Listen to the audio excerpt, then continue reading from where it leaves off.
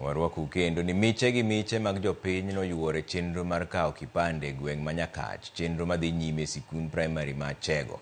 Jopiny mapok okawo kipande nyaka nene, jogo ma kipande gi ne olal kaachiel gi jogo mandikore ne ombulu noyudo fuong'ruok tok chenro ma kamaendi ma ichwalo gi apisi mar jagoro mongirore migawo mar arita Dr. Raymond Omolo chopo negi e kor gweng'.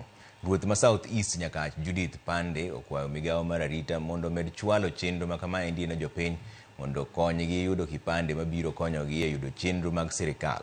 Chenro mar chiwo kipande osebedo ka dhi nyime e gwenge ma Nyanza ka nyaka sani pod thoth jopiny kawo. Kelo joka mondo kawo kipande to gikawo go koro. Naneno ko ober kabisa nang'eni wadi yudo kipande ji duto te mainte iye ka. Wasechandre higni mang'eny ok wayudo kipande. Ase apply to ok ayudo. Ase apply mara ni diduogi onge, koro onge, pok ayudo nyaka sani.